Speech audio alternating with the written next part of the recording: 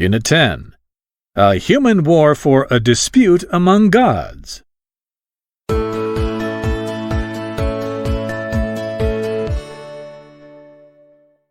Read about it.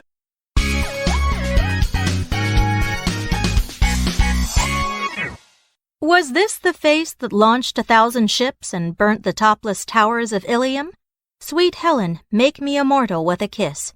Dr. Faustus. From this famous quotation, it is clear that Helen's beauty was seen as the spark for the Trojan War. The Trojan prince Paris was attracted by Helen's beauty. Despite the fact that she was married to the king of Sparta, Paris persuaded her to run off with him. As a result, Helen's angry husband, the king of Sparta, declared war on Troy. Nevertheless, it was neither Paris's passion nor the king's rage that burned down Troy. The seeds of its destruction were already sown when a quarrel broke out among 3 goddesses.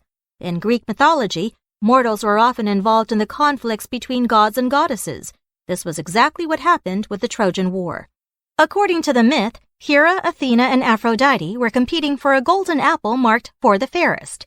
To avoid offending any of the 3 goddesses, Zeus refused to be the judge. Instead, he commanded that Paris handle this difficult task.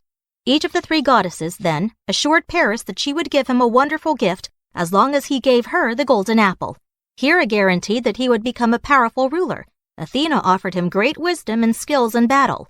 Aphrodite gave him her word that she would help him capture the heart of the most beautiful woman in the world. Aphrodite's offer was more appealing to Paris than any other goddesses. Therefore, he awarded her the golden apple. This became known as the Judgment of Paris, and it was said to lead to the Trojan War. Later, Aphrodite fulfilled her promise by putting a spell on Helen and helping Paris bring her to Troy. The news made the king of Sparta so furious that he decided to take revenge. He called on the other Greek states to fight Troy. However, 10 years passed and thousands died, but the Greek allies still could not conquer Troy. The Greeks eventually turned to Athena. Athena, who was still angry about Paris's decision, dropped a hint by saying, "What began with an apple must end with a horse." Thanks to Athena, a Greek hero named Odysseus came up with an idea. He had his men build a giant wooden horse that was hollow inside and had a group of armed soldiers hide in it.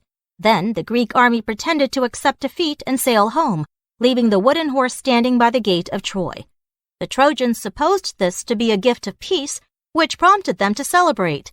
They dragged the horse into their city and then started feasting. But later, in the dead of night, the Greek soldiers and the horse crept out and opened the city gate. Then the rest of the Greek army was able to launch a successful surprise attack, which brought an end to the war and victory to the Greeks.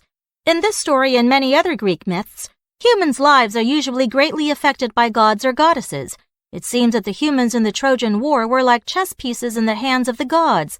To them, this terrible war was nothing more than a game.